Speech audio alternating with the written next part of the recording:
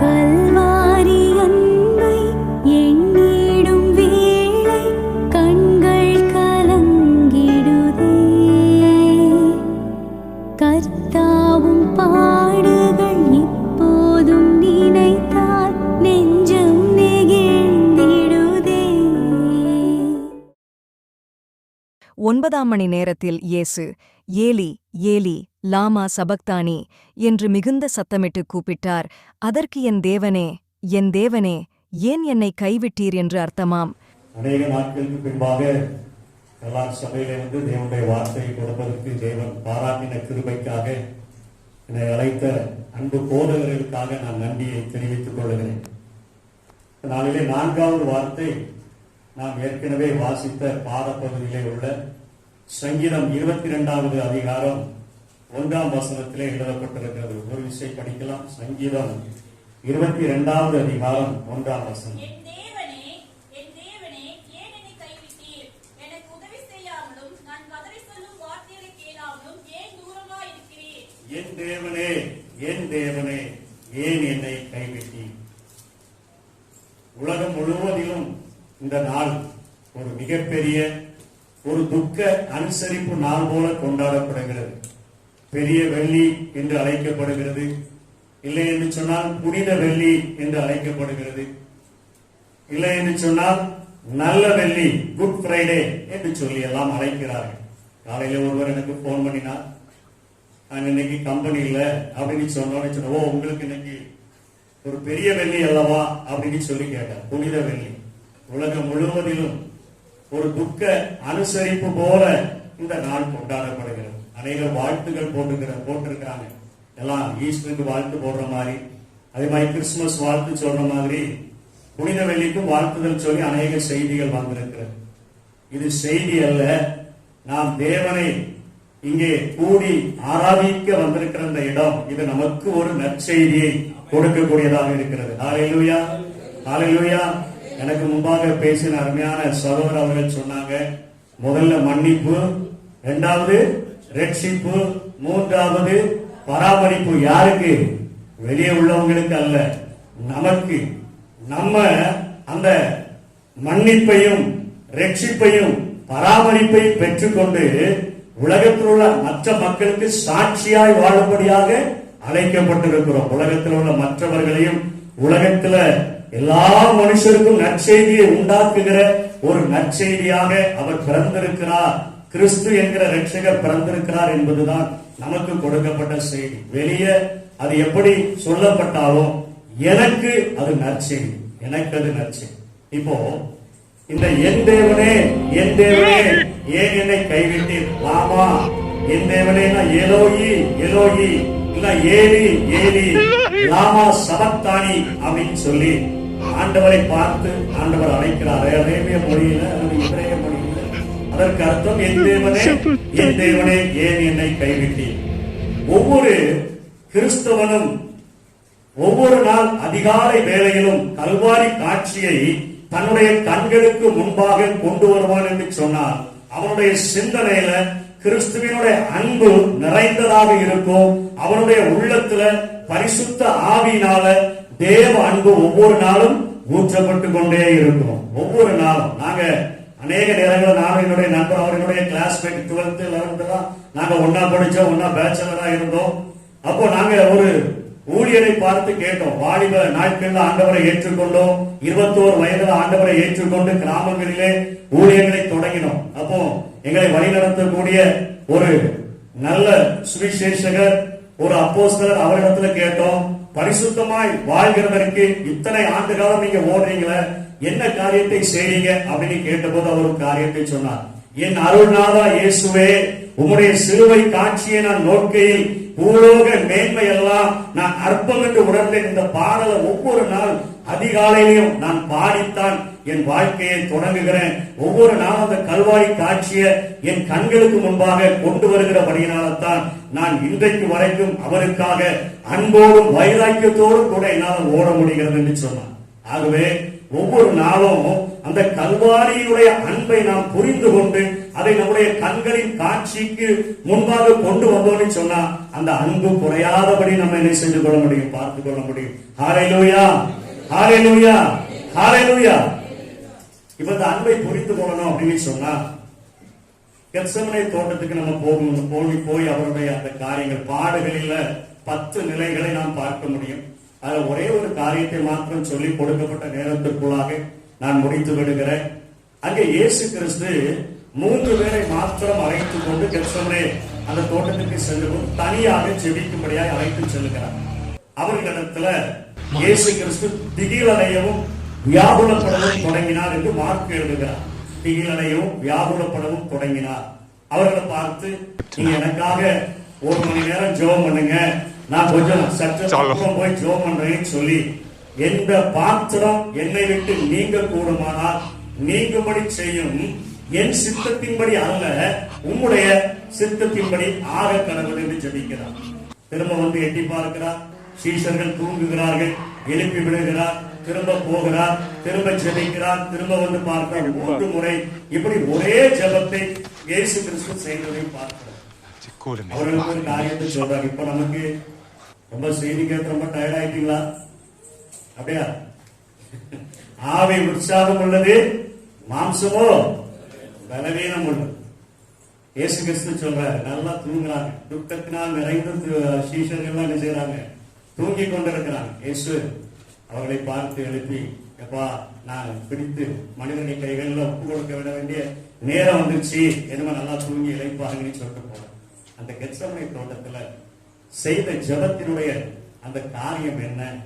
அதனுடைய பிரதிபலிப்பு தான் கல்வாரி சிலுவையில என் தேவனே என் தேவனே. இது ஒரு மிக ஆழமான ஒரு சத்தியம் அடங்கி இருக்கிறது. அவருடைய ஆவியில ஒரு பயங்கரமான ஒரு துக்கம், ஆவில பயங்கரமான ஒரு துக்கம், ஆத்மாவில உலகத்தினுடைய அத்தனை பாவங்களும் சுமத்தப்பட்ட ஒரு மிகப்பெரிய ஒரு பாவம். ஏன்னா யோவான் அவரை குறித்து அடையாளம் காட்டும் போது யோவான் ஸ்நானன் அவன் சொல்லுகிறான், உலகத்தின் அத்தனை பாவங்களையும் சுமந்து தீர்க்கிற தேவாட்டுக்குட்டி. இப்பொழுது உலகத்தினுடைய அத்தனை பாவங்களும் அவருடைய ஆத்மாவில் சுமத்தப்படுகிறது. இன்னைக்கு நம்ம நிறைய நேரங்களில் சோர்வடைகிறோமே. சங்கீதக்காரன் 32 எழுதுகிறாரே, எவனுடைய அக்கிரமம் மன்னிக்கப்பட்டதோ, எவனுடைய பாவம் மீறுதல் மன்னிக்கப்பட்டதோ, பாவம் மூடப்பட்டதோ அவன் பாக்கியவான். எவனுடைய அக்கிரமத்தை கர்த்தர் எண்ணாதிருக்கிறாரோ, எவனுடைய ஆவியில் கவனமில்லாது இருக்கிறதோ அவன் பாக்கியவான். நான் அடக்கி வைத்த மட்டும் நித்தம் என் கதறுதலினாலே என் எலும்புகள் உலர்ந்து போயிற்று, என் சாரம் உஷ்ணகால வறட்சியை போல வறண்டு போயிற்று என்று சொல்லுகிறான். என்ன? என் ஆத்மாவில் பாவத்தினுடைய அழுத்தம் அதிகமாக இருக்கிறபடியினால என் சாரமே உஷ்ணகால வறட்சியை போல வறண்டு போயிற்று என்று சொல்றேன். இப்போ பாத்திரம் என்பது ஐக்கியத்தின் அடையாளம். இப்போ இயேசு கிறிஸ்து ஜெபிக்கிறார். ஆவில பயங்கரமான ஒரு கலக்கம், திகில் அடையவும் வியாகுலப்படவும் தொடங்கினார்னு பார்க்கிறோம். ஆத்மாவில் மிகப்பெரிய ஒரு பாரம், உலகத்தினுடைய அத்தனை பாவங்களும் சுமத்தப்படுகிறது. சரீரத்துல என்ன வேதனை அப்படின்னு சொன்னா, அவருடைய சின்ன சின்ன ரத்த நாளங்கள் எல்லாம் அவைகள் உடைஞ்சி அதுல இருந்து வேர்வை வருகிறதுக்கு பதிலாக ரத்தம் பூமியில என்ன செய்கிறது? கொட்டப்பட்டு கொண்டிருக்கிறது. விட்டா அந்த நேரத்துல மரித்து போகக்கூடிய ஒரு சூழ்நிலையில அங்க இயேசு காணப்படக்கூடியதை பார்க்கிறோம். ஏன் இதை சொல்றேன்னு சொன்னா, கல்வாரி சிலுவையில, அதாவது சிலுவையில அறையப்படுகிறவர்கள் சில நேரங்கள்ல 3 நாட்கள் வரையிலும் அவர்கள் உயிரோடு கூட இருப்பார்கள். அதற்காகத்தான் அந்த தண்டனையை ரோம அரசு அவர்களுடைய நாட்டிற்கு வைத்திருந்ததை நாம் அங்கே வரலாற்றிலே காண முடியும். 3 நாட்கள் உயிரோடு கூட இருக்க முடியும். ஆனால் இயேசு கிறிஸ்துவை குறித்து மார்க் எழுதும் பொழுது அவன் மார்க் 15:25 நினைக்கிறேன், 3ஆம் மணி வேளையில இயேசு கிறிஸ்து கல்வாரி சிலுவையில அறையப்படுகிறார். 9ஆம் மணி வேளையில அவர் சத்தமிட்டு ஆவியை விட்டு விடுகிறார். 6 மணி நேரத்தில் இயேசு கிறிஸ்து மரித்து விடுகிறார். ஆகவே தான் பிலாத்து கேட்கிறான், இத்தனை சீக்கிரமாக மரித்து விட்டாரா?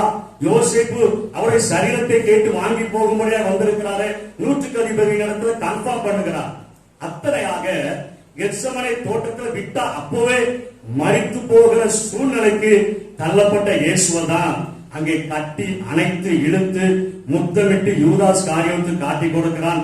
அவரை கையில விலங்கிடப்பட்டவராக இரவோடு இரவாக அண்ணாவின் இடத்துல, காய்பாவின் இடத்துல, சனகரிம் என்கிற யூதர்களின் சங்கத்தின் இடத்துல, பிலாத்துவின் இடத்துல, ஏரோதுவின் இடத்துல, மீண்டும் பிலாத்துவின் இடத்துல என்று சொல்லி அலக்களிக்கப்படுகிறதை பார்க்கிறோம். அந்த தோட்டத்தில் அவர் அடைந்த அந்த காரியத்துல என் சித்தத்தின்படி அல்ல உம்முடைய சித்தத்தின்படி ஆக கடவுள் என்று ஜெபித்தாரே, அது ஒரு பெரிய மீட்பின் திட்டமாக அது நமக்கு இருக்கிறது. அதுதான் அங்கே ஒரு நற்செய்தி. என்ன இங்கே நம்முடைய அக்கிரமங்களே ஏசாயா 59:2 அது மட்டும் படிக்க பார்ப்போம். ஏசாயா 59:2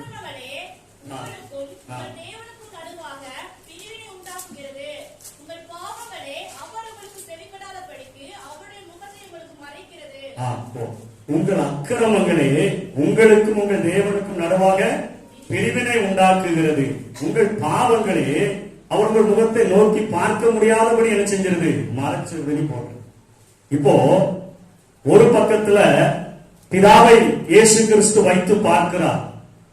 பிதா அவருடைய கேரக்டர் என்ன, தீமையை பார்க்க மாட்டாத சுத்த கண்ணன். இப்போ உலகத்தினுடைய அத்தனை பாவங்களும் இவர் மேலாக சுமத்தப்படுகிறது. இன்னொரு பக்கத்துல முழு மனு குலத்தை வைத்து பார்க்கிறார். இப்போ அவர் இதற்கு முந்தின செய்திகளை சொன்னது போல ஏவாளின் மூலமாக உலகத்திற்குள்ளாக பாவம் பிரவேசித்து விட்டது. இப்போ ஒவ்வொரு பிள்ளையும் பாவத்தில் கற்பந்தரிக்கப்படுகிறது. முழு உலகத்தினுடைய பாவத்தின் சம்பளம் மரணம். இந்த முழு உலகமும் மரிக்கும் பொழுது மீட்பின் திட்டம் இல்லை என்று சொன்னால் இவர்கள் நரக தீக்குள்ளாக சென்றாக வேண்டும். ஒவ்வொரு மனிதனும் இந்த பூமியில வாழும் பொழுது அக்னியை சந்தித்தே ஆக வேண்டும். ஒன்று, ஆண்டவர் தன்னை புடமிடுகிறதற்கு உப்பானது எல்லா பலிகளும் உப்பினால் புடமிடப்படுகிறது போல எல்லா மனுஷனும் அக்னியினால் புடமிடப்பட வேண்டும். இங்கே தன்னை பரிசோதித்து பார்ப்பதற்கு பரிசுத்தமானாய் கழிவு நீங்க வாழ்கிறதற்கு அந்த அக்னிக்கு தன்னை விட்டுக் கொடுக்க வேண்டும். ஆகவே தான் ஒவ்வொரு கிறிஸ்தவனும் பிரச்சனைகளையும் போராட்டங்களையும் நிந்தனைகளையும் பாடுகளையும் அனுபவிக்கிறான். அதை அனுபவிக்கவில்லை என்று சொன்னால் அவன் நரகத்தீயை கட்டாயம் செய்யணும், அனுபவிச்சுதான் ஆகணும். அந்த நரகத்தீயில நித்திய காலமா அனுபவிக்கணும். அந்த மனிதனுடைய கொடூர அந்த பாடுகளை ஒரு பக்கமாக நினைத்து பார்க்கிறான். இங்கே பிதாவினுடைய பிரசன்னம், பிதாவினுடைய நேசம், மடியில தவழ்ந்த செல்ல பிள்ளை அல்லவா, அவருடைய மடியில நான் தவழ்ந்தேனே, ஒரு நிமிஷம் கூட பிதா என்னை தனியே இருக்க விடவில்லையே, அத்தனையாய் அவரோடு கூட நேசம் வைத்திருந்தனே. இப்பொழுது உலகத்தினுடைய அத்தனை பாவங்களும் என்னென்ன சுமத்தப்படும் பொழுது நான் இதை ஏற்றுக்கொள்ளவில்லை என்று சொன்னால் நான் வந்த என் மனுக்குலம் கைவிடப்பட்டு விடுமே, மீட்பின் திட்டம் கைவிடப்பட்டு விடுமே, நான் இவர்கள் நரக தீக்குள்ளாக சென்று விடுவார்களே. அந்த ஒரு மிகப்பெரிய ஒரு பாரம். இவைகளின் மத்தியில தான் அவர் கொஞ்ச நேரம் என் பிதாவின் பிரசன்னத்தை நான் துண்டித்துக் கொள்ளுகிறதற்கு என்ன செய்கிறேன், அர்ப்பணிக்கிறேன். எவ்வளவு பெரிய நேசம் பாருங்க. நம்முடைய பிதாவை விட்டு அவர் சொல்லுவதை சொல்றாங்க, என் பிதா ஒருபொழுதும் என்னை தனியே இருக்க விடவில்லை என்று சொன்ன ஆண்டவர் தேவ பிரசன்னத்தை மனுக்குலத்துக்காக, மனுக்குலனா உங்களுக்காக எனக்காக, அதனாலதான் சொல்றேன் இது செய்தி அல்ல, இது நற்செய்தி. ஒவ்வொரு நாளும் காலை வேளையில ஆண்டவரே நான் நரக தீக்குள்ள போய்விடக் கூடாது என்பதற்காக, என் சரீரம் நித்திய காலமாக அந்த நரக வேதனையில் அழியக்கூடாது என்பதற்காக அந்த கெத்செமனே தோட்டத்துல என் பிதாவினுடைய பிரசனத்தையும் கொஞ்சம் துண்டித்துக் கொள்ள நீர் துணிந்தீரே. அந்த அன்புதான் இன்றைக்கும் என்னை அவருக்காக பேச வைக்கிறது. அந்த பிரசனத்தை இழந்தபடியினால்தான், அந்த பிரசனத்தை இழந்தபடியினால்தான் கல்வாரி சிலுவையில துடிக்கிறார். என் தேவனே, என் தேவனே ஏன் என்னை கைவிட்டீர்?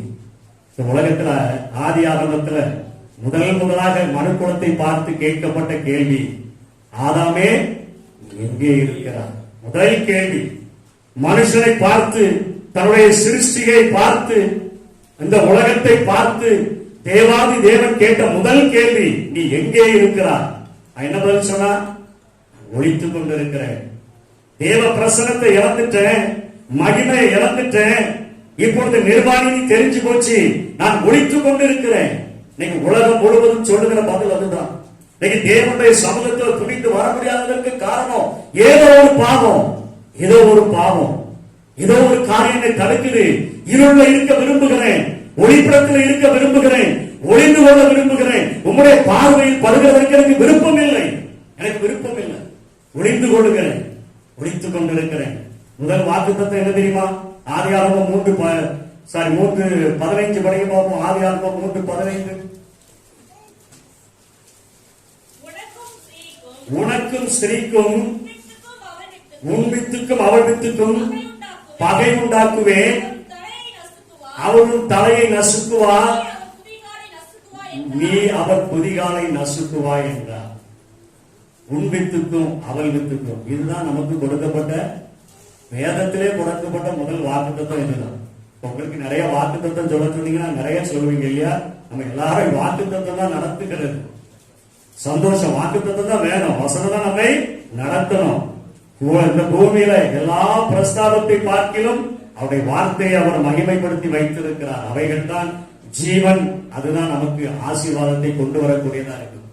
முதல்ல கொடுத்த வாக்குத்தத்தம் கலாத்தியர் 5:6 சொல்லப்பட்டது போல, அதை கூட படிச்சிருங்க பார்ப்போம்.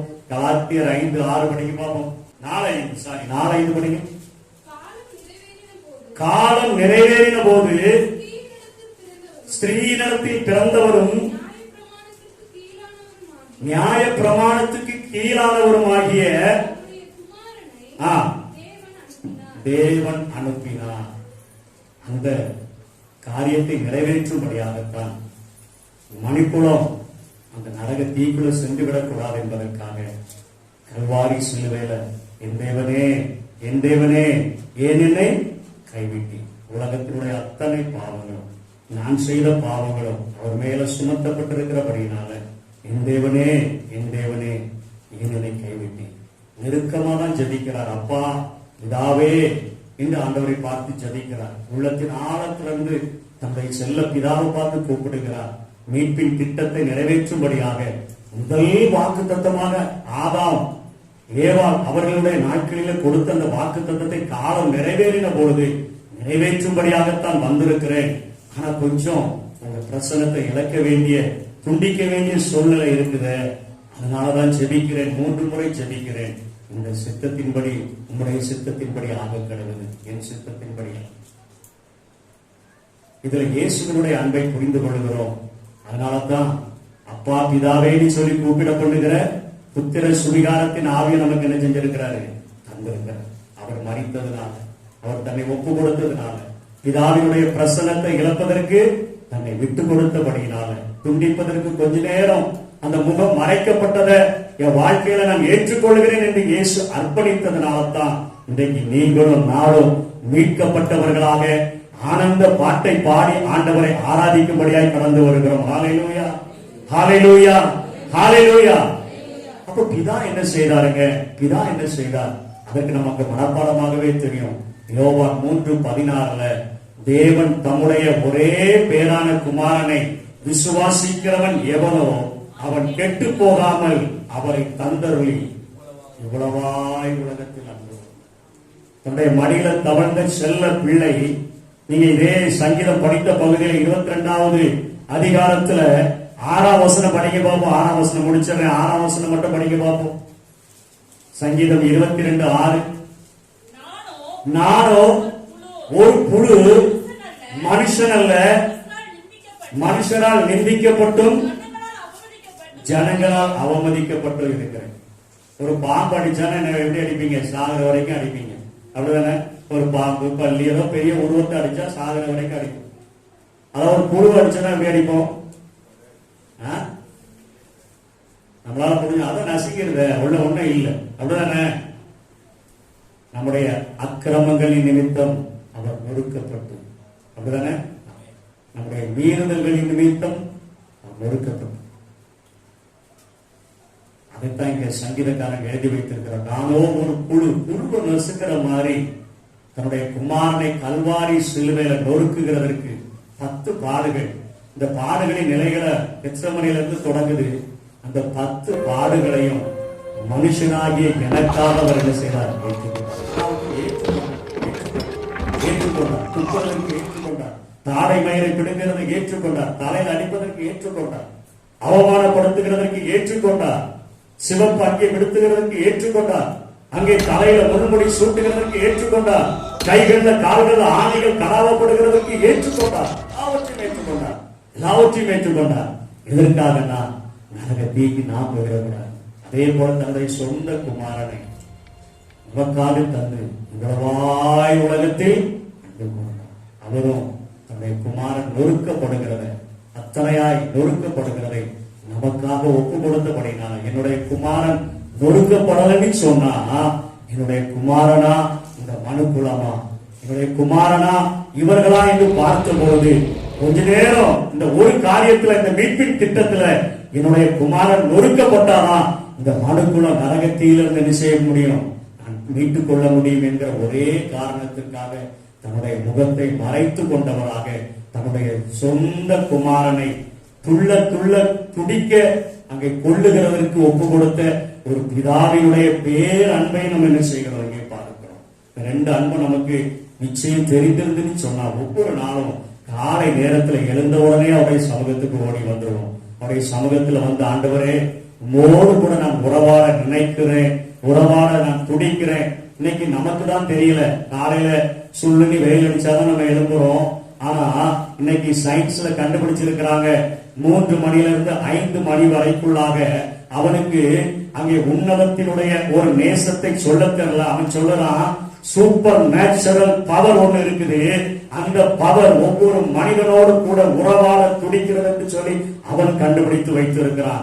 வேதம் படிக்கிற நமக்கு தெரியும், நம்மோடு கூட உறவாட துடிக்கிற நேசம் எது என்று சொல்லி.